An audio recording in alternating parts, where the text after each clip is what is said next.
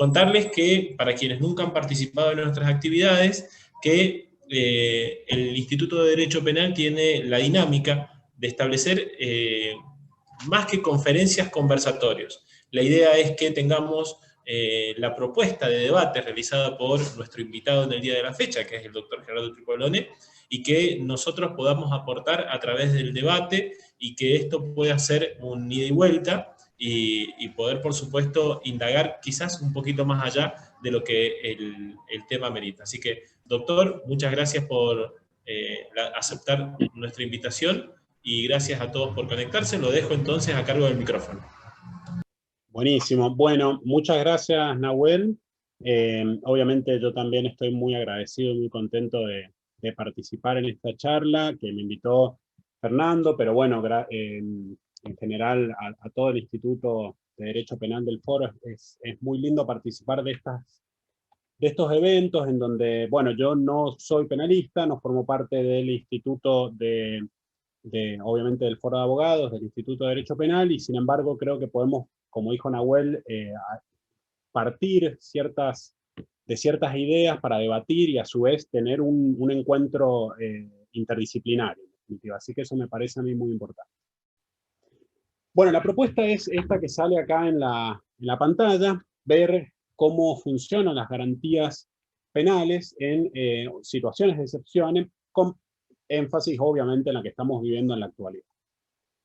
Las garantías penales son obviamente uno de los temas dentro del derecho constitucional y del derecho penal más fundamentales, ¿no? Porque estamos hablando claramente de las pautas y las limitaciones que tiene constitucionalmente el poder del Estado, quizás más grande, por no decir el más grande de todos, que es el poder que tiene el Estado de privar de la libertad a las personas. Entonces, es sin duda alguna una situación, un tema fundamental, que a su vez que está obviamente relacionado con uno de los valores y de los derechos fundamentales, que es justamente la libertad, pero que se vincula también con otro valor, otro compromiso constitucional, que es claramente el de la seguridad, el del orden, que es otro compromiso liberal también, sin duda. Entonces, tenemos dos grandes compromisos, el de la libertad y el de la seguridad, y a su vez tenemos una situación excepcional, una situación que sale de la normalidad, ¿no? Entonces, bueno, la idea es pensar esta cuestión y voy a referirme muy brevemente a algo que habíamos hablado en un encuentro anterior del Instituto del Nobel Abogado que se dio en junio, de, bueno, un poco un nuevo paradigma de situaciones de excepción y situaciones de emergencia. Esto me parecía interesante resaltarlo porque enmarca obviamente la discusión. Tradicionalmente las situaciones de emergencia dentro del derecho constitucional y se han pensado, sobre todo en los últimos, yo diría 30 años, fundamentalmente alrededor de situaciones de emergencia económica. Digamos, si uno quería pensar el derecho constitucional de la emergencia, lo pensaba a partir de las emergencias económicas, ¿no? Entonces, ahí el derecho que se restringía principalmente era obviamente el derecho de propiedad. Entonces giraba el debate alrededor de eso. Antes, en el tiempo, si uno se remonta al siglo XX y concentrándonos solamente en gobiernos constitucionales, habían otras situaciones de emergencia que fueron fruto de debate constitucional muy fuerte, que giraban obviamente alrededor de la conmoción interior por producto de, bueno, protestas masivas, saqueos, conflictos armados internos, etc. Entonces, las situaciones de emergencia se pensaban desde ese punto. Con la pandemia y encima la extensión en el tiempo, una extensión probablemente impensada desde marzo y obviamente fuera absolutamente de todo cálculo antes del comienzo de la pandemia, nos cambia el paradigma absolutamente. O sea, a partir de ahora, sin duda, los textos de derecho constitucional, que ni siquiera mencionaban la posibilidad de una epidemia como causa de emergencia, al menos los que yo he tenido acceso, no se encuentra un texto en el que en causas de emergencia se menciona una epidemia. Bueno, a partir de ahora, por supuesto, todos van a tener que afrontar y enfrentarse a este caso, a esta situación que estamos viendo como paradigma de la emergencia. Por la extensión en el territorio de esa emergencia, no está acotada a un lugar particular, y por la extensión en el tiempo, ¿no? Llevamos más de 7 meses y seguramente se extenderá. A su vez, quería señalar estas dos cuestiones que ya se enlazan directamente con la cuestión penal y de garantías penales. El derecho a la salud, un derecho reconocido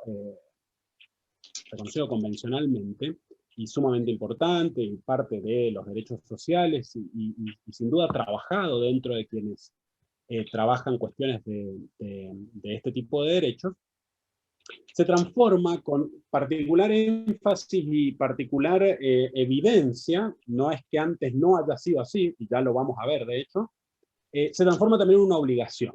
O sea, el derecho a la salud, que se entendía como una facultad que tenían los particulares de reclamarle al Estado o a terceros que se garantice esa salud, se transforma a partir de la pandemia en una obligación.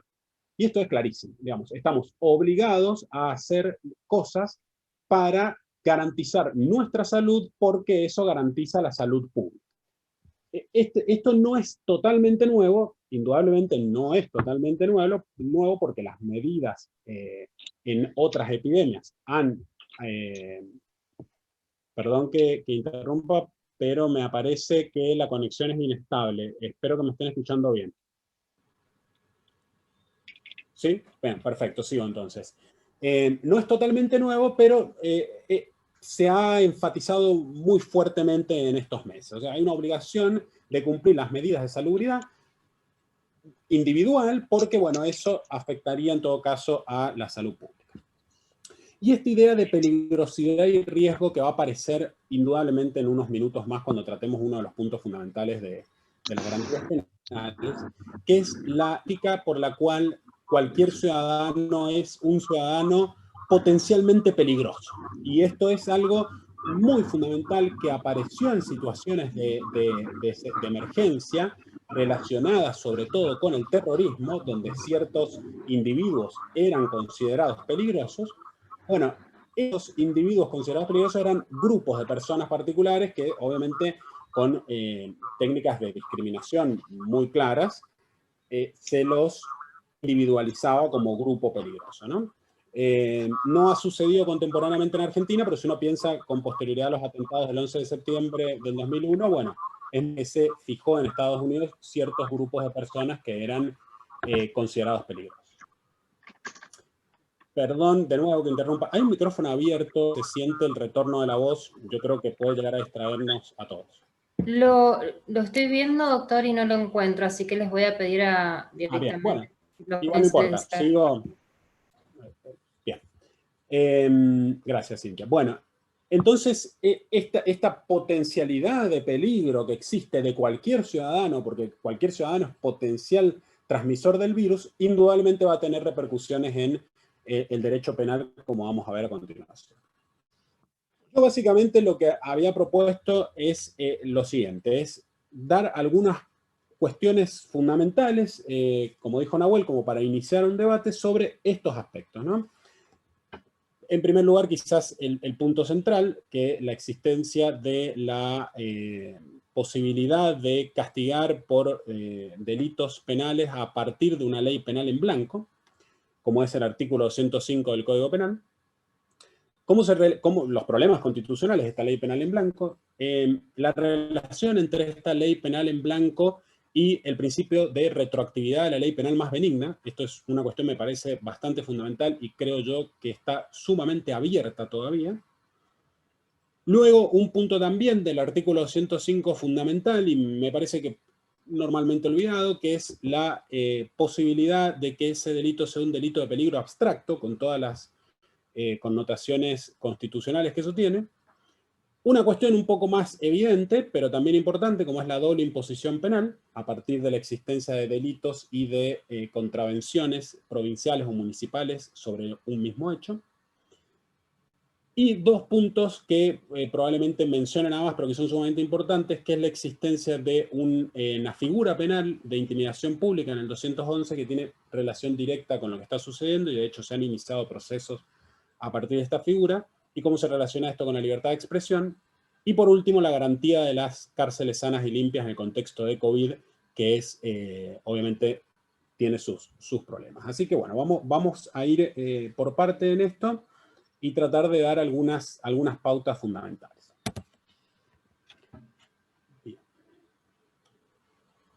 Bueno, tenemos acá el problema de la ley penal en blanco. El problema de la ley penal en blanco es un problema fundamental claramente, y como, bueno, todos ya sabemos lo que es una ley penal en blanco, la cuestión es esta pregunta que coloco acá primero, que es quién puede dictar la norma extrapenal que va a completar el tipo penal, ¿no? El artículo 205 establece la pena a quien incumpla con las medidas de la administración para evitar la propagación de una epidemia.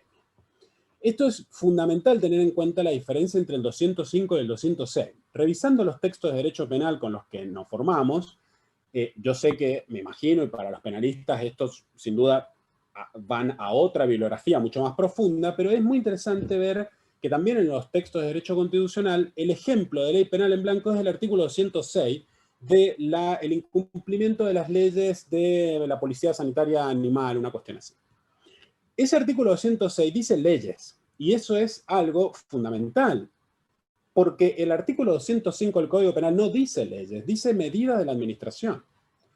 Y esta diferencia es radical, porque implica que esa discusión tradicional de las leyes penales en blanco, sobre quién puede completar el tipo penal, si lo tiene que hacer obligadamente el Congreso de la Nación, porque eso respetaría el principio de reserva de ley, que solamente puede tipificar delitos penales el Congreso de la Nación, o si también puede completar el tipo penal estableciendo las conductas que van a ser pasibles de esa pena, el Poder Ejecutivo, ya sea nacional o provincial o municipal. Bueno, obviamente acá han habido debates largos, hay muchos autores muy importantes que consideran que solamente se puede completar el tipo a través de leyes del Congreso de la Nación, porque son leyes de la misma jerarquía, y acá las leyes penales en blanco no habría ningún problema. O sea, existe una ley penal en blanco, existe otra ley, y se completa con el tipo penal. El punto es lo otro, ¿no?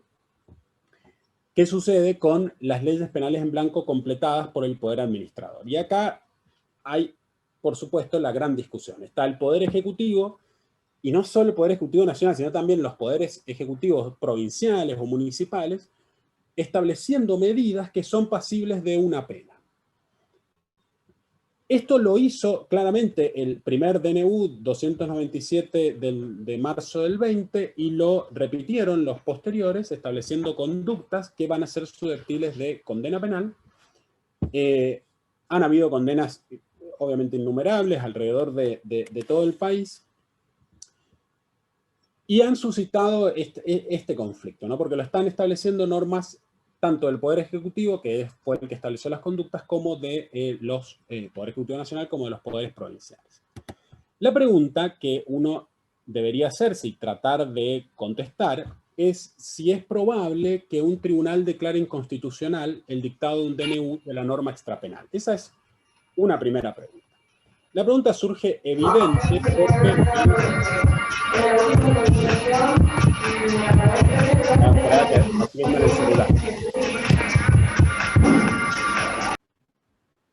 Ahí está. La pregunta surge evidente por lo que conocemos del artículo 99, inciso 3 de la Constitución, que dentro de las materias prohibidas por el dictado de los decretos de necesidad de urgencia se encuentra materia penal. Entonces acá surge una impugnación inmediata que una jueza de garantías de Mendoza, quizás ya lo leyeron, la jueza se llama Alejandra Mauricio, declaró inconstitucional justamente el establecimiento digamos, la ley extrapenal dictada por el Poder Ejecutivo como ley que permite completar el tipo penal. Y ella dijo básicamente que no puede, digamos, esto es inconstitucional por el 99, inciso 3, que veda al Poder Ejecutivo dictar normas en materia penal. Ese fallo es interesante, pero hubiese sido más argumentado, porque si uno lee la sentencia es realmente muy, muy pobre en su argumentación y comete un error que para mí es impensado. Nunca lo hubiese pensado, tal vez yo no estoy viendo algo, pero la jueza cita a Soler y dice que el precepto debe ser ordinariamente, el precepto penal, ¿no?, en blanco, debe ser llenado con otra disposición legal o por decretos o reglamentos a los cuales remite la ley penal. Claro, entonces eso permitiría, esta es una cita de la jueza que a su vez cita Soler, esto inhibiría los decretos de necesidad de urgencia y permitiría los decretos reglamentarios que completen la norma penal. Esa doctrina de Soler, por supuesto, Soler es de la mitad del siglo XX, donde no existían los decretos de necesidad de urgencia, ni siquiera jurisprudencialmente, pero mucho menos en la Constitución, más allá de las actualizaciones que ha tenido ese libro por parte de otros autores. Pero yo me pregunto si realmente el argumento es válido, teniendo en cuenta que los decretos de necesidad de urgencia son decretos que tienen un mecanismos de control que no tienen los decretos reglamentarios. O sea, los decretos de necesidad de urgencia, además de tener que ser firmados por todo el Gabinete Nacional, tienen un proceso de control parlamentario, que los decretos reglamentarios no tienen. Entonces, a su vez, yo vengo diciendo ley extrapenal, entonces uno podría pensar que la ley no es concretamente penal, sino que es una ley extrapenal que completa el tipo, y en el Código Penal se establece cuál es la pena, ¿no? Que, más allá de que la discusión se mantiene, y quizás autores como Fontaine-Ballestra, desde el derecho penal, o Mejian, desde el derecho constitucional, tengan razón en que solamente se puede completar el tipo penal a partir de una ley del Congreso, la verdad que dar este argumento para contradecir el decreto de necesidad de urgencia que establece las medidas que se pueden incumplir es muy pobre, sobre todo, insisto nuevamente, en que el artículo 105 establece medidas y no leyes como establece el 206. El debate no se va a frenar, claramente, no se va a frenar, pero yo creo que hay una posición fuerte a partir de la propia cita de Soler sobre la posibilidad de que sean decretos reglamentarios los que establezcan las conductas que permiten decir que podría ser constitucional, digamos, o sea, que es fácilmente argumentable la constitucionalidad.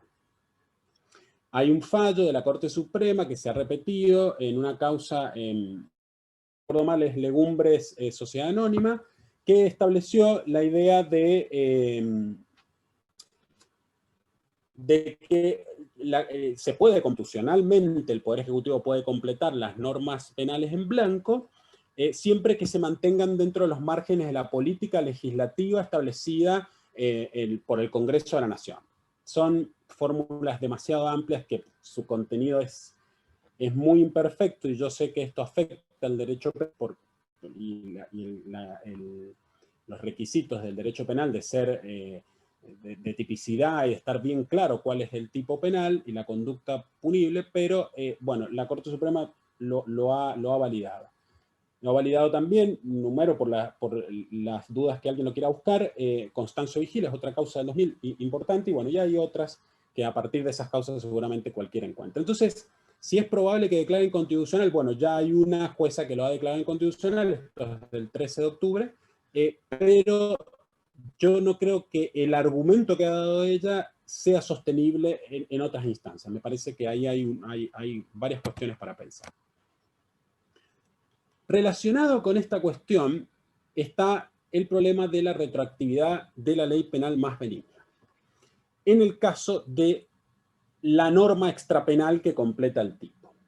¿Qué sucede cuando una conducta está establecida en la norma extrapenal como susceptible de llevar la pena que establece el tipo penal, y luego esa conducta deja de ser susceptible de esa pena, deja de estar incriminada? ¿Qué pasa? ¿Se debe aplicar la ley penal más benigna? La jurisprudencia tradicional de la Corte a partir de este caso que nombro ahí, IDECO, de 1975, era que los cambios en la norma extrapenal no afectaban el principio de retroactividad de la ley penal más benigna. Es decir, no se podía aplicar la ley penal más benigna y los condenados o los quienes estuviesen en un proceso se verían beneficiados de esto. Sin embargo, en esa segunda causa, Kristallux, más actual, esta doctrina de la Corte Suprema se modifica. Con una aclaración importante, que es que todas estas causas, y de ahí van a aparecer, yo creo que se va a tener que ir a buscar los antecedentes acá, son causas de derecho penal tributario. ¿Hasta qué punto esta doctrina, esta jurisprudencia establecida en esos casos es aplicable a nuestra situación? Es algo que obviamente está por verse y queda para los análisis de las causas futuras, pero yo creo que, bueno, que estos son los antecedentes a los que se va a ir a buscar, o sea, a los que se va a acudir para fundar las posiciones. Ahora bien, en el debate de estas causas judiciales y de la aplicación de la ley penal más benigna, hay que notar esto que señalo acá en este tercer punto de leyes en blanco y leyes transitorias, y puede ser leyes en blanco transitorias, también puede haber esta combinación. Esta es una distinción que bueno, es también susceptible de ponerse en cuestión, pero básicamente lo que yo he podido ver en el debate es, claro, una ley transitoria está creada para regir en un tiempo determinado. Entonces, no hay una derogación stricto sensu de esa conducta incriminada. La ley transitoria estaba destinada para ese tiempo en particular, delitos cometidos dentro de un contexto en particular. Una vez que acaba ese contexto, no por eso se aplica la ley penal más benigna. Bueno, quizás esta idea de ley transitoria se pueda aplicar también acá. Entonces, para explicar esta cuestión en lo que nos está sucediendo ahora en la pandemia, las conductas que fueron penadas durante la fase 1, que esas conductas ya no sean susceptibles de pena en la fase 2, 3 o las fases que vengan después, no significa que los condenados en la fase 1 sean beneficiados por la ley penal más benigna. Esa sería la idea de una aplicación de una ley transitoria, porque estaban destinados a regir en ese contexto en particular. No es que hayan sido derogadas por una norma posterior que deja de ser punible, digamos, esa conducta. Ahora, esto, otra vez, acá la pregunta, digamos, ¿es probable que un tribunal aplique la ley penal más benigna por cambio de una norma extrapenal? Yo creo que tiene, un tribunal que tenga que fallar alrededor de esto, tiene una historia constitucional desde IDECO, Constancio Vigil también, que hace lo mismo, que rechaza la aplicación de la ley penal más benigna en cualquier tipo de ley penal en blanco, y tiene la teoría de la ley transitoria para no hacer lugar a esto y declarar constitucional, no aplicar la ley penal más benigna en los casos de las derogaciones de las normas, de las restricciones en la cuarentena, cuando se pasa de fase o cuando todo esto termina en algún momento. Sin embargo, también va a tener el argumento de Cristalux para aplicar la ley penal más benigna, lo cual supondría que todos los condenados en la fase 1, una vez pasada la fase 3 o 2, o porque también está la norma intermedia, por supuesto, o en un futuro, deberían ser absueltos justamente por aplicación de la ley penal más benigna. Yo creo que acá los argumentos por la no aplicación van a ser más fuertes. Dudo mucho que pase por el otro lado. Lo digo justamente por estos antecedentes. Aún yo, por lo menos, no conozco, si alguien conoce sería genial luego verlo, pero yo no conozco que se haya aplicado en alguna causa en la actualidad, en la pandemia, la ley penal más benigna por este cambio de fase. No lo sé y no sé ni siquiera si se ha planteado.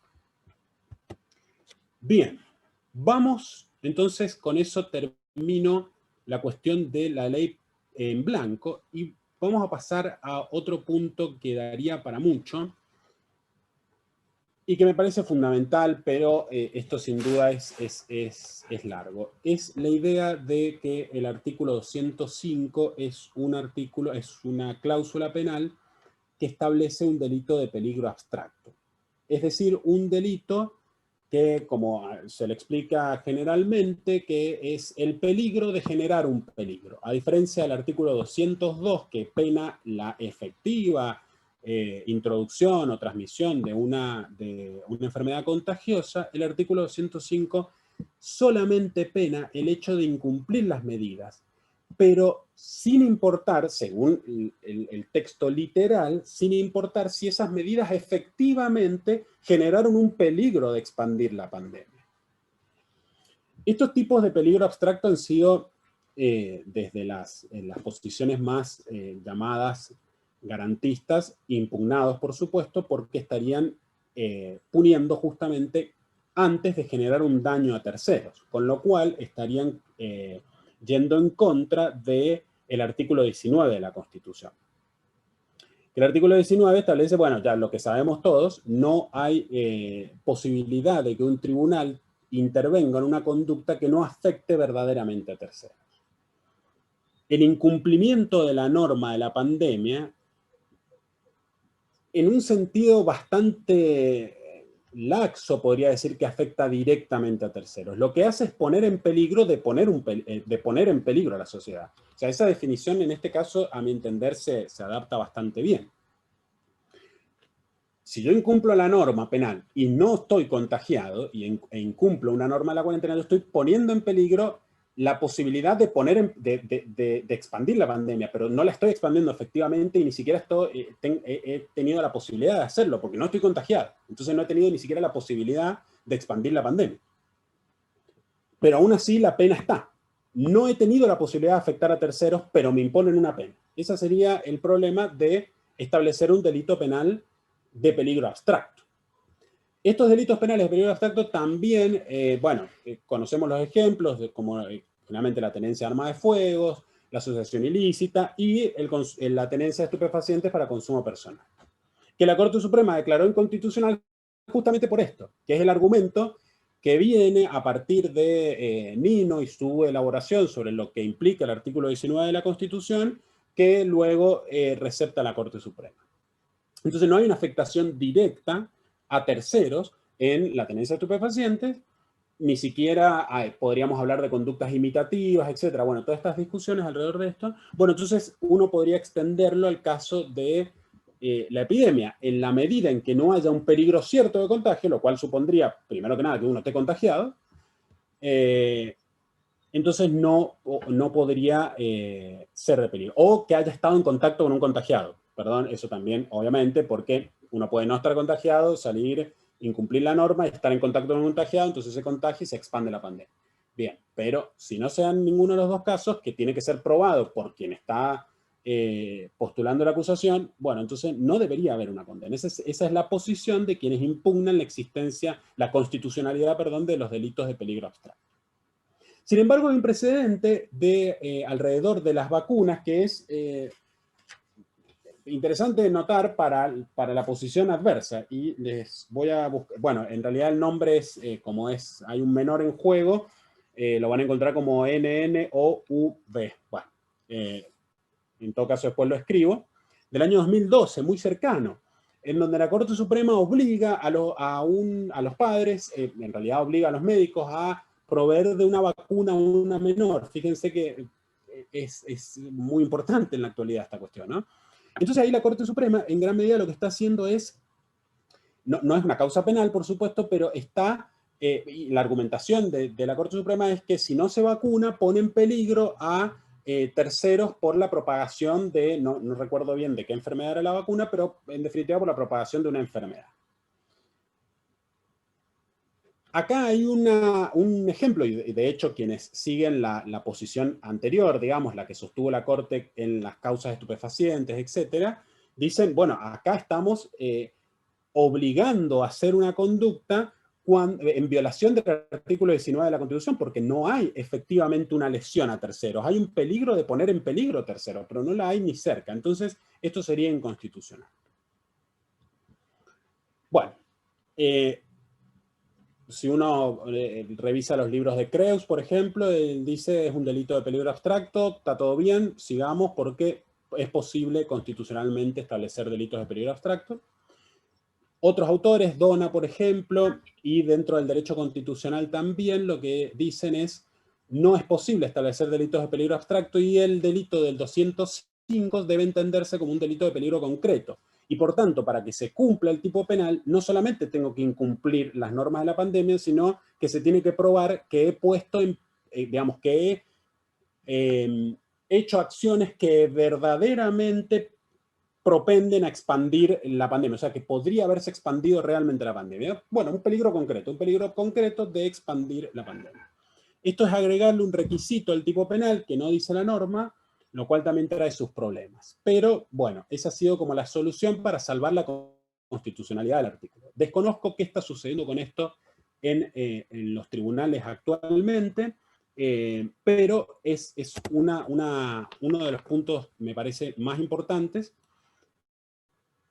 Si es probable que un tribunal declare inconstitucional el peligro abstracto, yo creo que fundándose en la arriola y en las causas alrededor de la tenencia de estupefacientes, es probable, pero también, como tenemos esta causa alrededor de las vacunas, hay argumentos muy fuertes para no declarar inconstitucional, sobre todo porque la salud pública se ha vuelto, obviamente, ¿no? Durante este año, como un valor por sobre cualquier otro valor. Entonces, causa judicial en contexto todavía de la pandemia que declara inconstitucional el artículo 205 por ser un delito de peligro abstracto, lo veo muy difícil por ahora. En una de esas, terminado esto, si alguna vez termina, cuando volvamos a una normalidad, ahí sí generalmente los jueces se atreven a ir un poco más allá. Esto es un círculo de las emergencias que está estudiado y que es muy claro, digamos. En los primeros momentos el Poder Judicial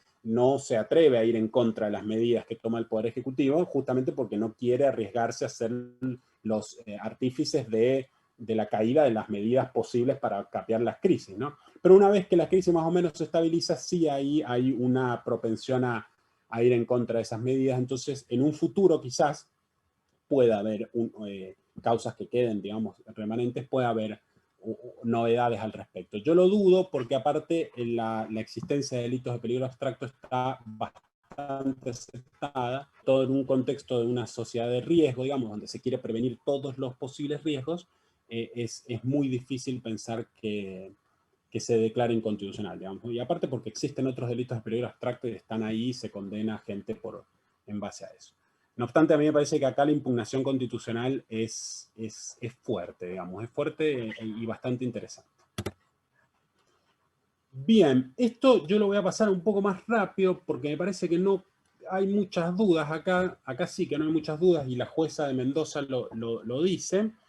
La existencia de una doble imposición, ¿no? En la medida en que existan normas municipales o provinciales que establezcan ya sanciones contravencionales para, digamos, de incumplimiento de la pandemia, de incumplimiento de medidas de la pandemia, y un tipo penal que los pena, bueno, ahí hay una doble imposición y no se puede colocar, punir dos veces por el mismo hecho, porque, bueno, hay una identidad de sujeto, una identidad de hecho, y hay una identidad de sanción. Yo lo pongo entre signos de pregunta justamente por la discusión que aparece en el segundo punto, ¿no? Si las sanciones penales son cuantitativamente distintas a las sanciones contravencionales o cualitativamente distintas. Si son cualitativamente distintas, ya no hay identidad de sanciones. Entonces, la sanción contravencional no es una pena, por tanto, puedo establecer una sanción contravencional y puedo establecer también una sanción penal. Pero como la doctrina y la jurisprudencia ya tiene bastante asentado que la contravención es también la imposición de una pena, entonces, que solamente varía con la pena del derecho penal cuantitativamente, porque son más bajas, y no cualitativamente, entonces hay una identidad de sanción, aunque sea más baja. Y por tanto, la doble punición es acá evidente, ¿no? Yo creo que en este caso hay como una...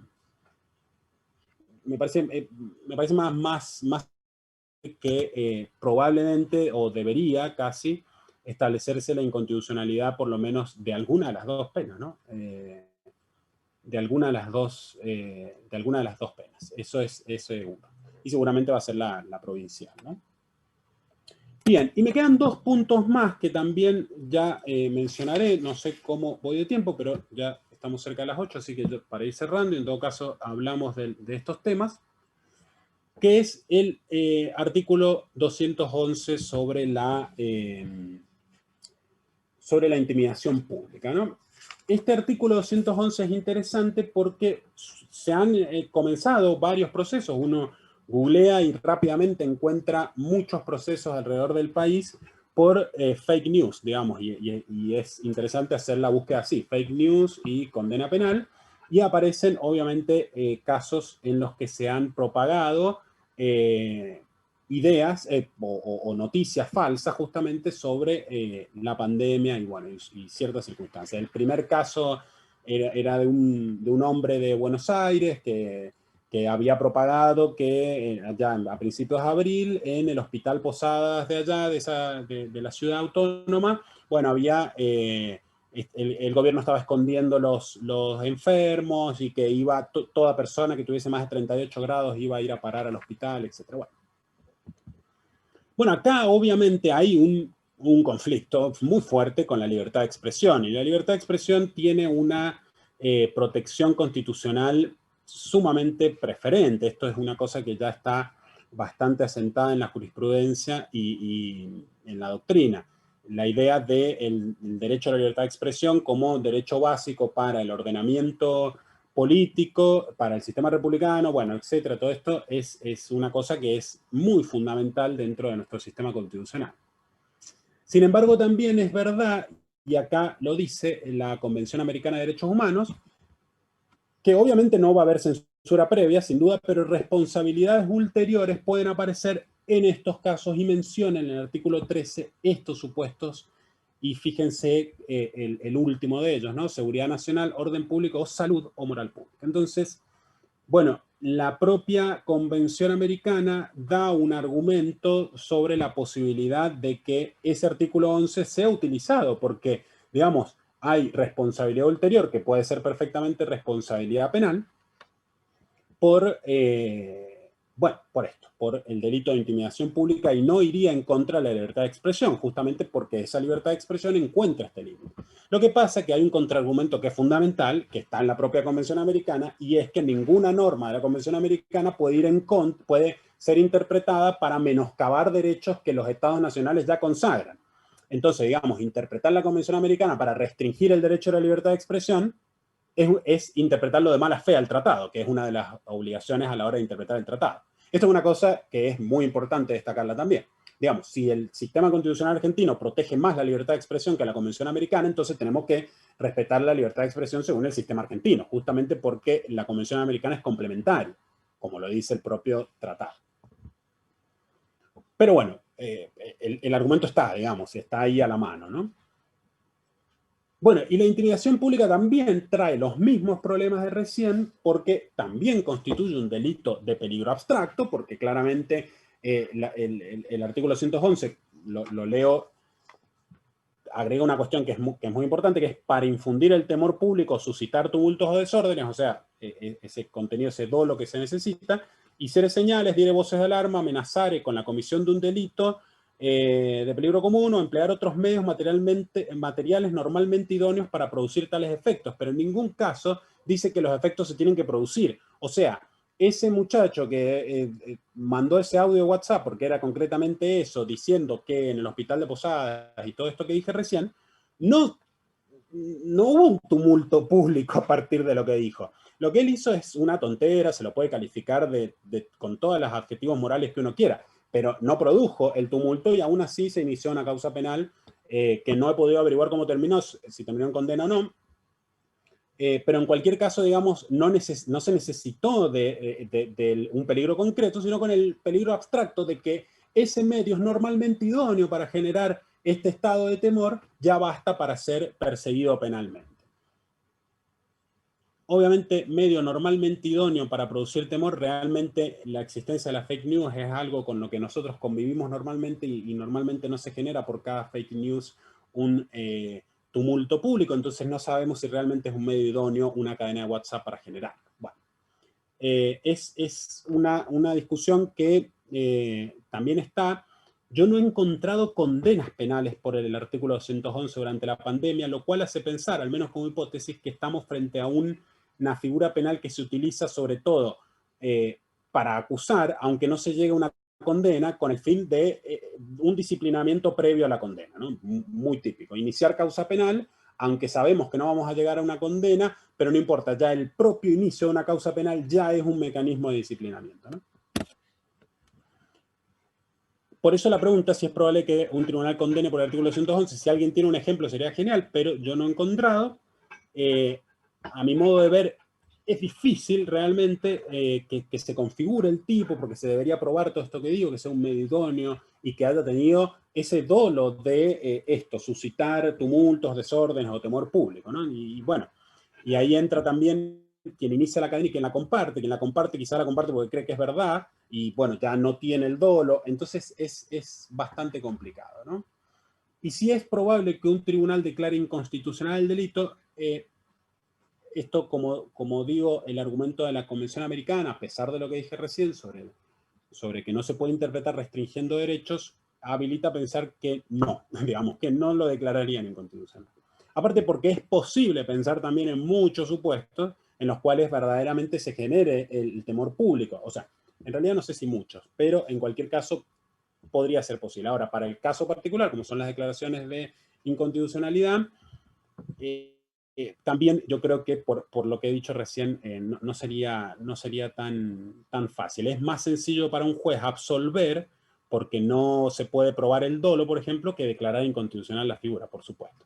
Y por otra parte, no solo es más sencillo, sino que es más propio de la función judicial, que se necesita tener un principio de presunción, por lo menos, de la constitucionalidad de las leyes. Bueno, y el último tema que menciono es la cuestión de las cárceles. Y el problema del COVID dentro de las cárceles solamente porque es no solamente, digamos, un tema fundamental, sin duda alguna, y aparte porque es una garantía de la existencia de cárceles sanas y limpias y que sea para seguridad y no para castigo. Y entonces, bueno, acá hay unas características del sistema carcelario que saco de un artículo de Mauro Benente y Santiago Ferrando sobre este tema justamente, que lo pueden encontrar en internet.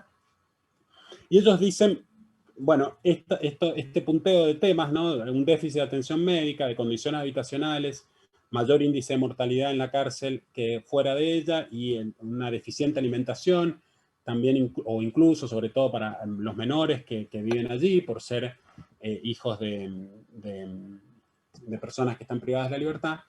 Bueno, estos son puntos que no empezaron con el COVID, por supuesto que no. Lo que hizo en la pandemia es acelerar esto o mostrarlo de una manera mucho más evidente, ¿no?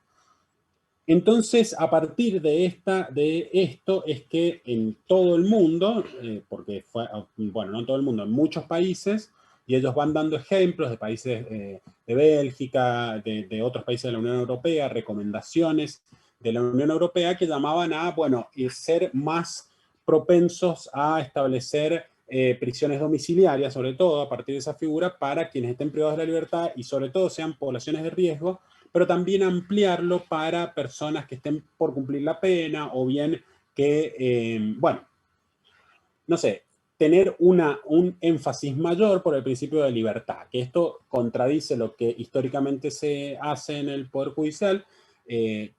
Por eso es que se ha aumentado tan exponencialmente la población carcelaria en Argentina, que es tener, como parece ser el principio opuesto, ¿no? Ante la duda, hay que establecer una prisión preventiva, etc. Bueno, entonces, el punto básico de esto sería qué deberían hacer o qué medidas podrían tomar el Poder Ejecutivo y el Poder Judicial. El Poder Ejecutivo, por supuesto, sus medidas van a pasar por sus facultades de conmutación e indulto de penas. Y la pregunta sería si esto, en el contexto de COVID, en caso de delitos que las condenas estén por terminar o en ciertas condiciones que ameriten que ya no siga esa persona en la cárcel sobrepoblando una cárcel que permite la propagación del virus, lo cual hace de estas condiciones que están mencionadas acá mucho más gravosas en el contexto de la pandemia. Entonces, bueno, eso impediría el contagio entre los reclusos y, por supuesto, entre la gente que trabaja ahí también. ¿Y qué podría hacer el Poder Judicial? Lo que digo recién es en los tribunales de ejecución, ser más proclives a dictar prisiones domiciliarias, etc. ¿Qué está sucediendo con esto? Tampoco he podido averiguarlo.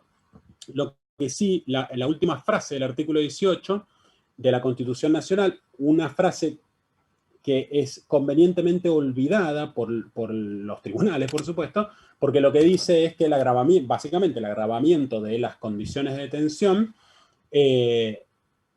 hace responsable al juez que dicte las medidas. Claro, entonces el Poder Judicial, la Corte Suprema lo que ha entendido, hasta por lo menos el fallo Berbisky, era que los jueces eran responsables de decirle al Poder Ejecutivo que hagan algo alrededor de la cárcel, para que las cárceles estén en condiciones de seguridad.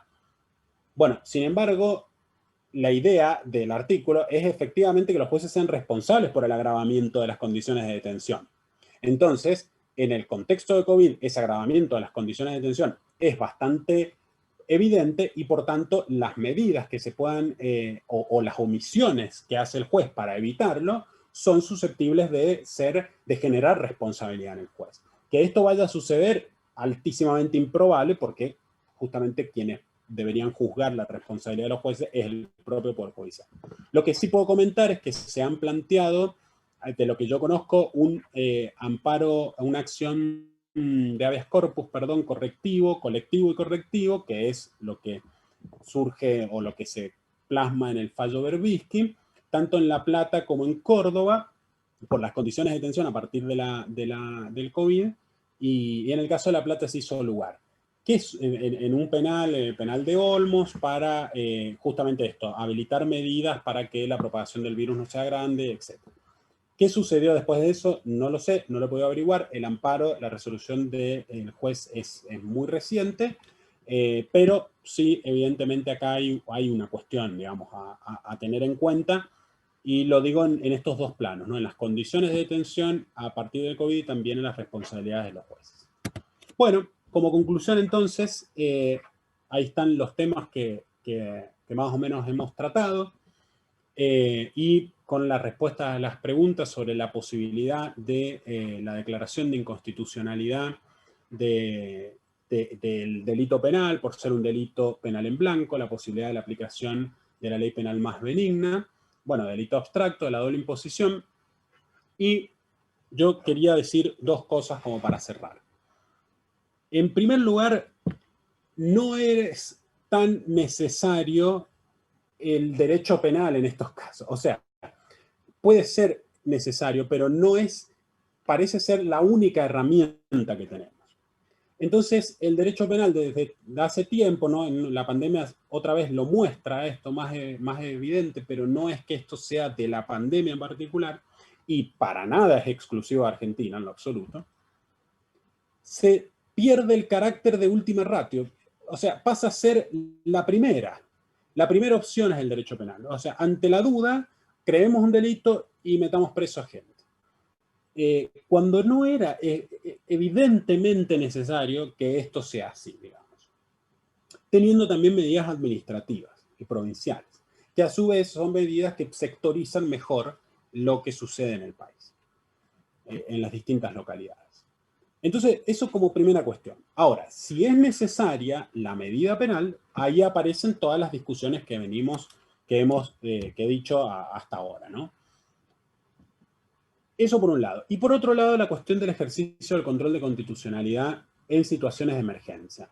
La doctrina constitucional no ha trabajado, como dije recién, el ejercicio del control de constitucionalidad en situaciones de emergencia por salud pública, porque no habíamos tenido una cosa como la actual. Hay que ponerse a trabajar. Pero en situaciones de emergencia económica hay sí desarrollos al respecto, y básicamente hay un autor, Ibar Lucía, que dice una cosa que es bastante interesante de comentar, que es que en situaciones de emergencia el juez tiene que hacer un cálculo de las consecuencias de su fallo, ¿no? Entonces, ¿cuáles serían las consecuencias del fallo de declarar inconstitucional algunas de las cuestiones que hemos dicho en el contexto de la pandemia?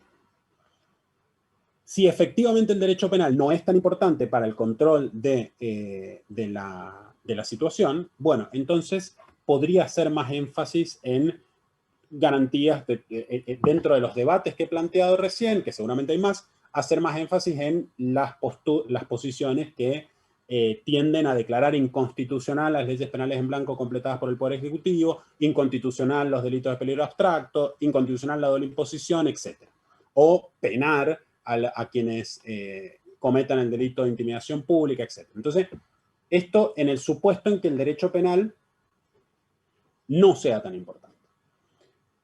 Creo que lo dije al revés, pero bueno, creo que se entendió la idea. O sea, en la medida en que el derecho penal no se, lo voy a decir de nuevo por las dudas para que quede claro, en la medida en que el derecho penal no sea tan importante para el control de la pandemia, un juez puede adherir a estos argumentos, ¿no? Declarando inconstitucional todo esto. Y me equivoqué en la libertad de expresión, declarar inconstitucional o por lo menos no penar en virtud del artículo 211.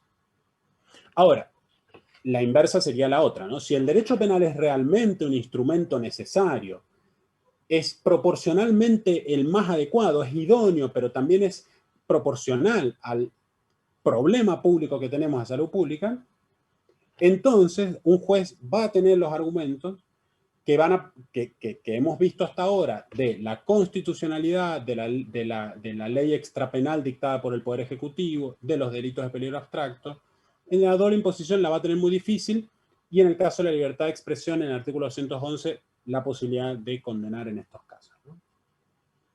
Esto en el supuesto en que realmente el derecho penal sea, que cumpla con los requisitos de proporcionalidad y de idoneidad y de necesidad. En ese caso va a tener esos argumentos. Y va a tener un argumento más, que es por supuesto la restricción que se requiere en el ejercicio del control de constitucionalidad.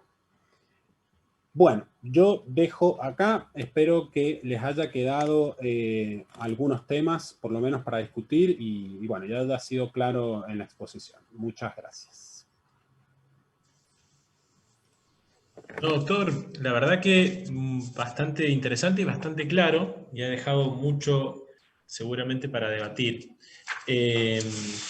Les recomiendo a quienes tengan alguna pregunta para hacer que se anuncien a través del sistema de mano levantada de Zoom, o bien lo pueden escribir por el chat, que ya veo que se están escribiendo algunas preguntitas. Si paso a leer un comentario de la doctora Gabriela Blanco, dice: nuevamente el derecho penal simbólico y la ineficacia del Estado para buscar otro tipo de respuestas / sanciones, por un lado. Todos los organismos internacionales sugiriendo el uso de medidas alternativas a la prisión para no seguir llenando las cárceles, y por otra parte el Estado usando la herramienta del derecho penal para condenar a pena de prisión. Un comentario que hace la doctora Gabriela Blanco. Sí, con lo que acuerdo, y bueno, y es un poco de lo que decía recién, ¿no? Y a su vez que ella lo relaciona, y que me parece que eso es lo que yo no hice, con que concuerdo absolutamente, con el tema de las cárceles. O sea, estábamos hablando de la superpoblación de las cárceles, los problemas que genera, y bueno, y agregamos a todas estas personas condenadas por las medidas de incumplimiento de la pandemia a esas mismas cárceles. Bueno, por supuesto hay un tema a tratar, ¿no?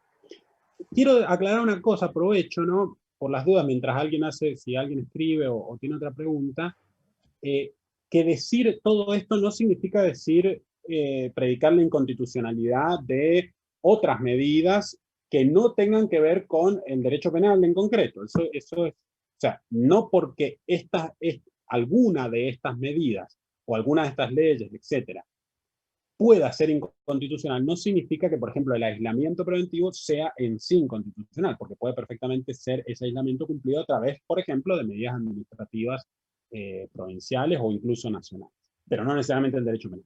Bueno, esa es una aclaración importante.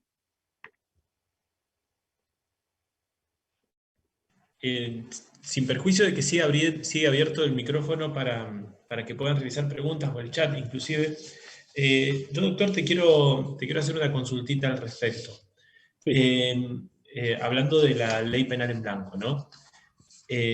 Normalmente la figura penal se venía utilizando para el cumplimiento de ciertas medidas que, por ejemplo, dictaba la autoridad judicial. Hablemos de una prohibición de acercarse a un radio determinado al domicilio de tal o cual persona, ¿sí? Digamos, era en lo que a mi práctica escasa, si se quiere, se refiere, es en donde mayormente veía la utilización de la figura penal. Evidentemente este tipo penal, no sé estadísticamente, pero me parece que por lo menos hasta hace un mes atrás habrá sido quizás el tipo penal más frecuente en la investigación penal en este año calendario. Creo que ha sido, hasta si lo pudiéramos poner en términos banales, el tipo penal de moda, ¿no? Aunque no me gusta que la moda sea penal. Pero hay una cuestión que siempre me hizo ruido, que es, y acá voy a forzar un poquito más las interpretaciones. ¿Puede la norma penal, la ley penal en blanco, ser completada por un decreto, digamos, carente de fundamentación? Y me refiero a esto. Decir que se prohíben las reuniones familiares hasta o después de la 1 de la mañana, o que supere el número de 8 personas, y que no establezca al mismo tiempo una, digamos, la prohibición de las reuniones familiares luego de la última fase 1 en San Juan. Cuando se habilitaron las reuniones familiares, dijeron, bueno, reuniones familiares de hasta 8 personas en tales y tales horarios, digamos, desde las 8 de la mañana hasta la 1 de la mañana. Sin embargo, la norma era bastante atacable, porque, digamos, no es lo mismo una reunión familiar en una superficie de 4 metros cuadrados a una reunión familiar en una superficie de 45 metros cuadrados. Bien. Ahí, evidentemente, al decreto le faltó un poquito más, le faltó explicar de alguna manera o argumentar el por qué no importa la superficie en la que las personas se reúnan, que 8 personas se reúnan no pone en riesgo la salud pública, pero sí si el número de personas es 9 o más. Al mismo tiempo de que también se establece un límite horario sin una alguna. Digo, a tu criterio, porque cuando hacía esta introducción te decía de que de mi práctica profesional yo había visto que el tipo penal se aplicaba normalmente cuando eran decisiones fundadas las de la autoridad. Por ejemplo, una prohibición de acercamiento estaban en el visto, considerando y un resuelvo. Y existían razones fundadas para establecer esa medida en particular y completar la norma.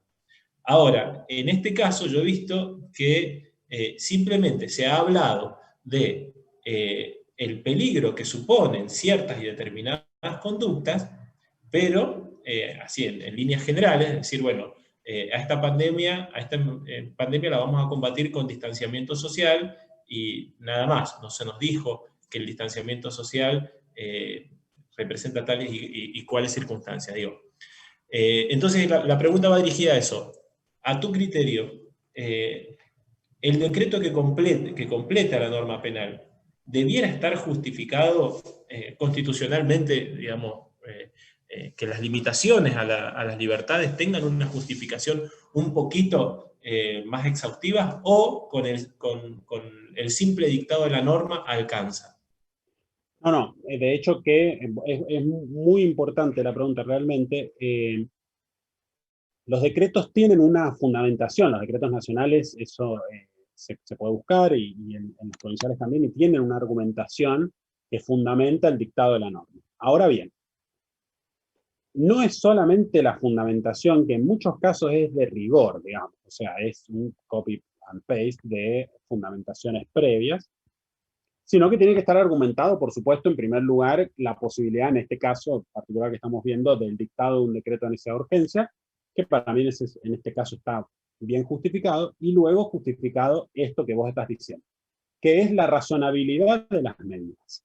Digamos, tanto la argumentación, pero obviamente sobre todo la norma que establece, en este caso, la imposibilidad de las reuniones familiares, por ejemplo, tiene que poder sortear, como toda limitación a los derechos, el test de razonabilidad, digamos. O sea, los derechos pueden ser limitados, eso lo sabemos desde el primer año de la carrera, digamos, pueden ser limitados, eso sin duda, pero esas limitaciones tienen que ser susceptibles de pasar este test de razonabilidad. Lo que implica, bueno, básicamente un poco esto ya lo conocemos, pero implica que la limitación al derecho propenda un bien público, que esa limitación al derecho sea idónea para satisfacer ese bien público, que sea necesario, o sea, que no exista otra medida para satisfacer ese bien, y que sea proporcional en el sentido que no ocasione un mal mayor al que se está queriendo evitar.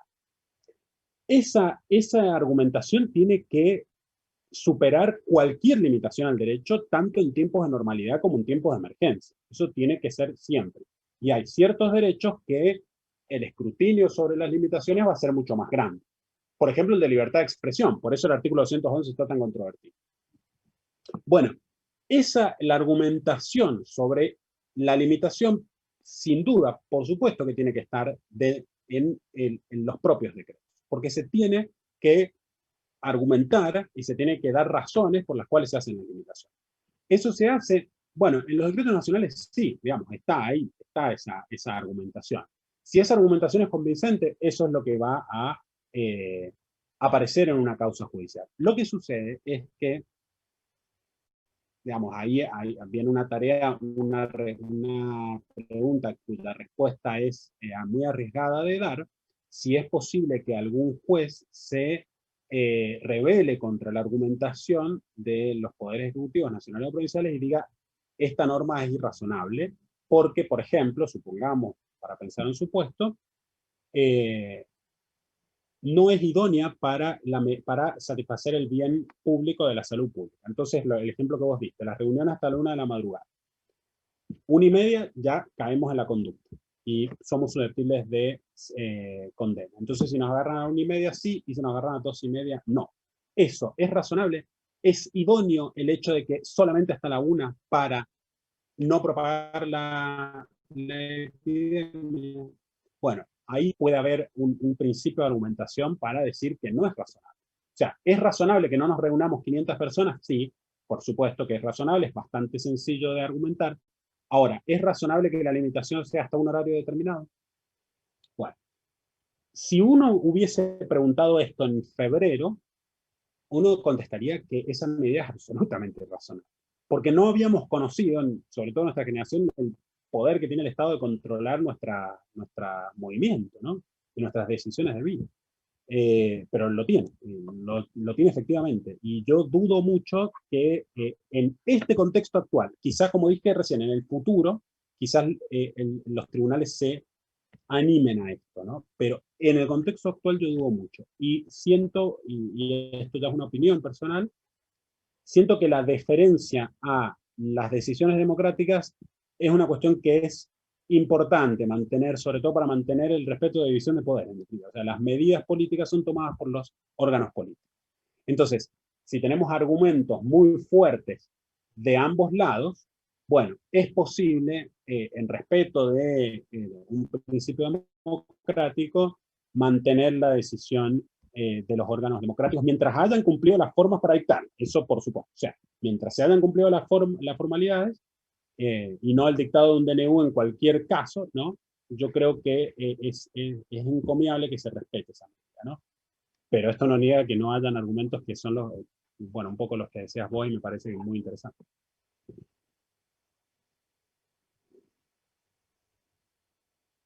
Espero haber contestado.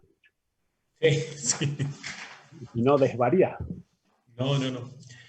Sigue abierta para más preguntas. No sé si alguien más tiene alguna otra consulta para hacerle al doctor. Aprovechemos que todavía no nos cobra por ello.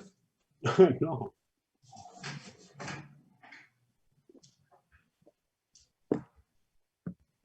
Agradezco mucho la presencia de tanta gente. Realmente eso me ha alegrado mucho. Lo digo para... Bueno, gracias Claudia. Ahí estoy leyendo el mensaje.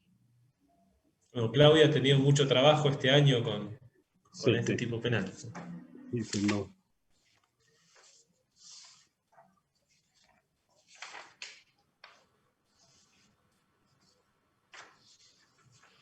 Ahí Gabriela quiere comentar. Sí.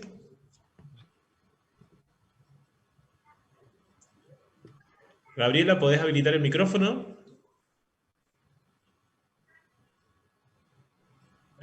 Hola, ¿me escuchan? Ay. Sí, perfecto. Hola Gerardo, ¿cómo andas? Voy a habilitar, bueno, estoy así como muy entre casa, pero bueno, voy a habilitar la cámara para que vea cómo están. Yo quería hacer un comentario, a ver, ahí estoy. ¿Cómo estás, Gerardo? Hola Gaby, ¿cómo andás? Muy bien. ¿Vos? Bien, me re gustó la temática y ¿sabés qué? Me estaba acordando de un caso que esto, a ver, sucedió en Buenos Aires, en la ciudad autónoma. En su momento, el gobierno de la ciudad habilitó a los runners, no sé, personas que corren por la ciudad, digamos, a hacer ejercicio físico, ¿no? Y fue, bueno, me acuerdo que fue un día que incluso hubieron muchos memes y qué sé yo, y muchas bromas al respecto, porque salió como muchísima gente a los bosques de Palermo y a todos lados. Debido a esto, bueno, siguieron los runners, digamos, pudiendo hacer su actividad y demás, y luego la ciudad, el gobierno de la ciudad resolvió, digamos, prohibir la actividad de los runners. Previamente habían dicho que había menos probabilidad de contagio del virus en el medio abierto y qué sé yo, ¿no? Pero que prohibían la actividad de los runners porque había muchas otras personas que no podían trabajar, sus actividades no estaban habilitadas, y un poco se podían llegar a disgustar de que la gente pudiera salir a correr, a hacer actividad física, pero que estas otras personas no pudieran, ¿no? Entonces, prohibieron otra vez a los runners. Esa fue la justificación, digamos, ¿no? Y yo dije, bueno, entonces, por esto de no crear, no sé si se entendió lo que quise decir, un malestar en la población que no tenía por ahí la libertad de hacer su actividad profesional o su trabajo. Bueno, nada, eso, me acordé de eso y lo quería Bueno, comentar nada más. te agradezco el comentario, Gaby. La verdad que esa argumentación, por supuesto, es muy, muy pobre, digamos.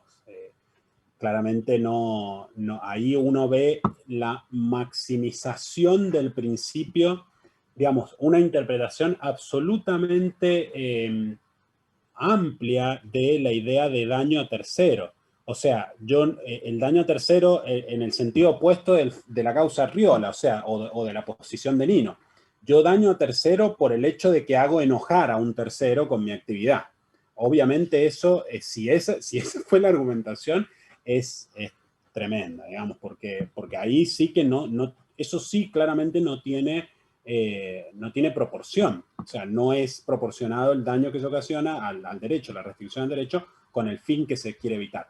En la medida en que se cumplan los dos requisitos que has dicho, o sea, que no hayan grandes probabilidades de contagio en la actividad física al aire libre, y a su vez que la argumentación sea porque si permito que ustedes salgan a hacer actividad física, estoy, digamos, enojando. Si esos dos requisitos se cumplen, por supuesto que eso no puede pasar un test de proporcionalidad, porque, como digo, está llevando el artículo 19 al extremo, o sea, pensar que afectar a terceros es hacer enojar a un tercero, y bueno, no, claramente no. Que es un poco la argumentación que pasaba con la tenencia de estupefacientes, ¿no? O sea, hay que penar la tenencia de estupefacientes para consumo personal porque, por lo que decía recién, conductas imitativas, etc. Bueno, acá es más todavía, o sea, está más conservadora la posición, ¿no? ¿Qué dato? No sabía que había sido ese el argumento.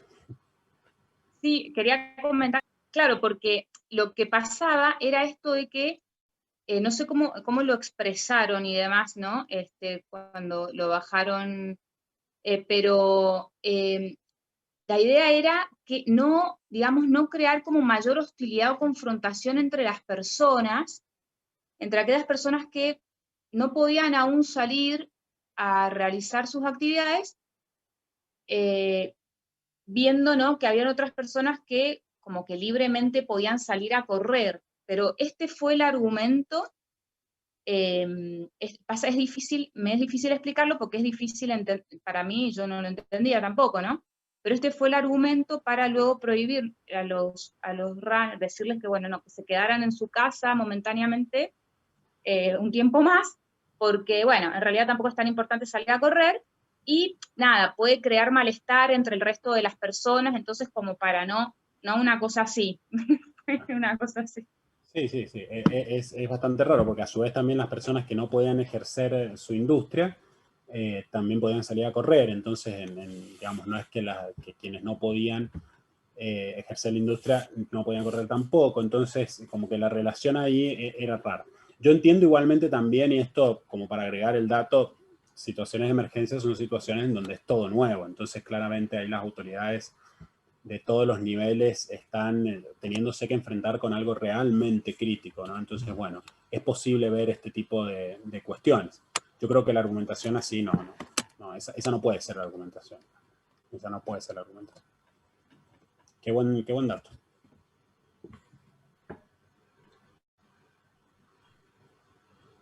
Ciertamente, voy a habilitarlo yo también, ciertamente al respecto de lo que dice, lo que contó Gaby, también hay, digamos, se ha socializado la toma de medidas, ¿no? A nivel nacional.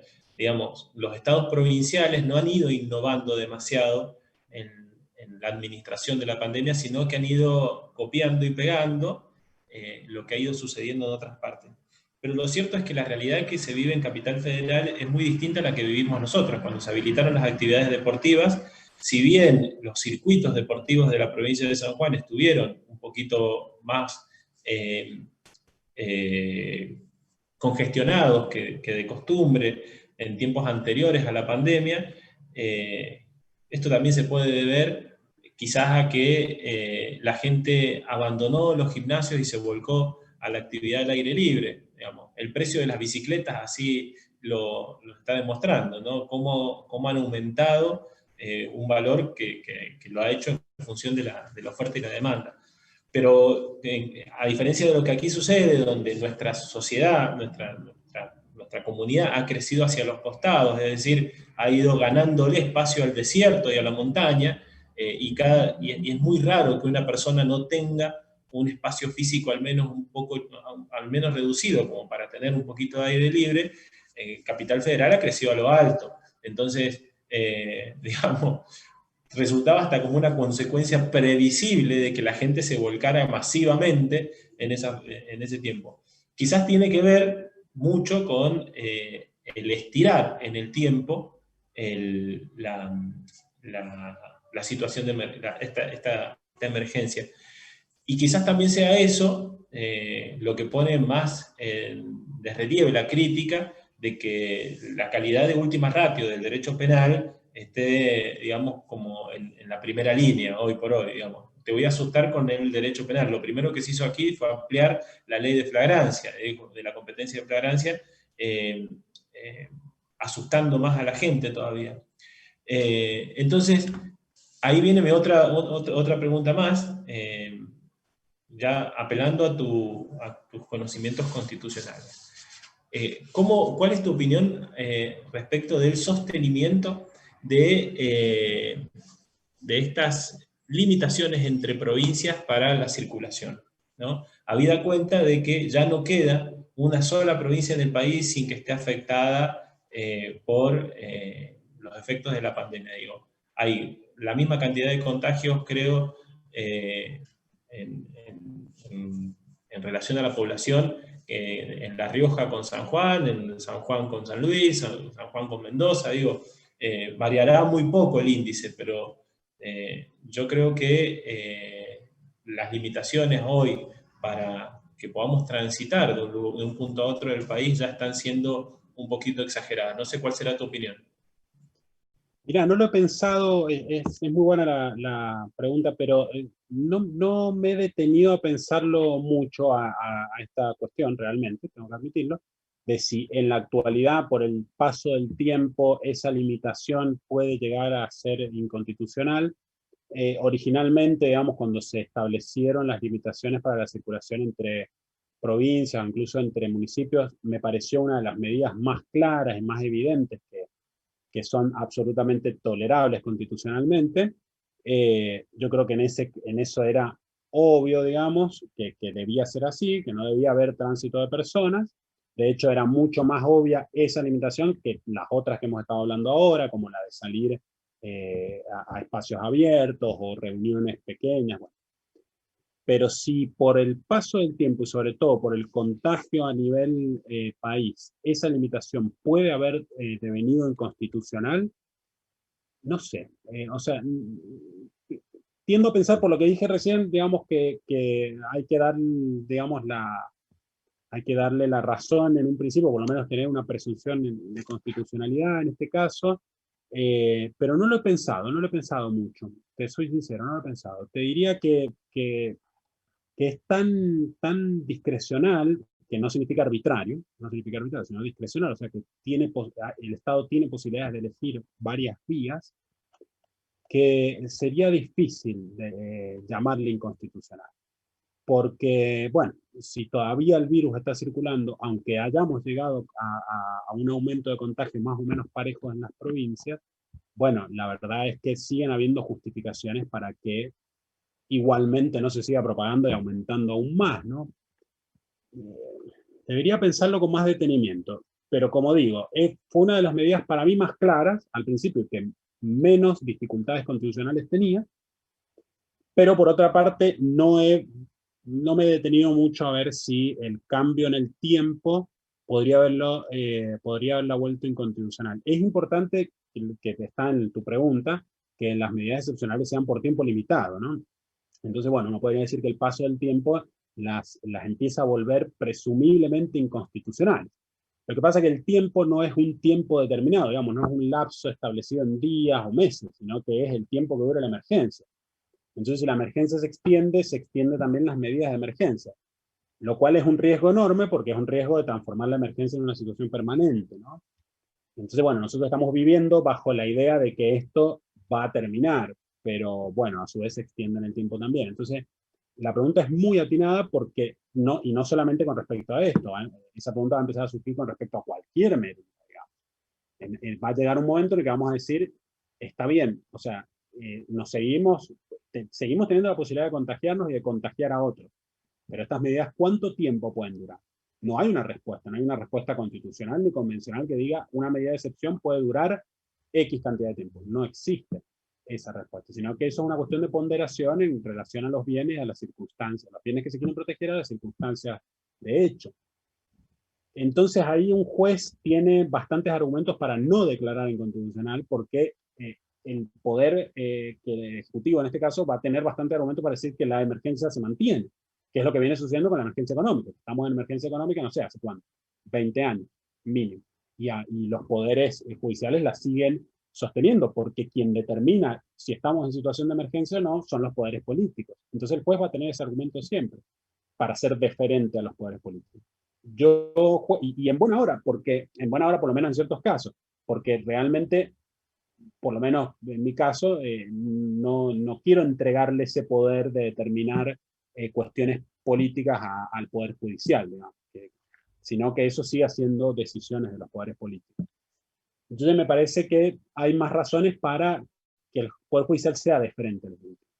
Lo que pasa es que obviamente, y esto cierro para no seguir con el ping-pong personal, pero también siempre va a existir la posibilidad de lo que dije recién, ¿no? De que el paso del tiempo vuelva la medida desproporcionada, o sea, que esté ocasionando más mal que el bien que se quiere satisfacer. Esto es clarísimo a nivel de derechos relacionados con el ejercicio de industria, de trabajo, etc. O sea, y lo hemos vivido en San Juan. Por eso en San Juan tenemos habilitadas mayores libertades en el peor contexto de salud que al principio. Y eso es porque se volvió bastante evidente que el mal que se quería evitar, que era la propagación de la pandemia, empezó a resultar menor que el mal que se iba a ocasionar por las restricciones a los derechos, que es de índole económica y por tanto social. Entonces, se habilitan negocios en el peor contexto y la vida en general, más normal, se habilita justo en el contexto en que la salud pública está más en entredicho. Y bueno, y eso es un poco por esto, ¿no? Porque se vuelve desproporcionada la medida. El mal que se está ocasionando por la medida es mayor que el bien que se quiere satisfacer. Pero esta decisión, y esta sí es mi idea constitucional, digamos, y esto es personal, y la verdad es que la mayoría de la doctrina normal está del otro lado, es que por lo menos en un principio hay que tender a que las decisiones sobre lo que es una emergencia sean de los poderes políticos, porque esos son los poderes que nosotros después podemos sacar con una votación, ¿no? Y a los que podemos ir y protestar, pero el Poder Judicial no. Entonces ya sería como entregarles decisiones de gobierno al Poder Judicial. Y eso a mí no me parece que respete para nada el principio republicano de división de poderes.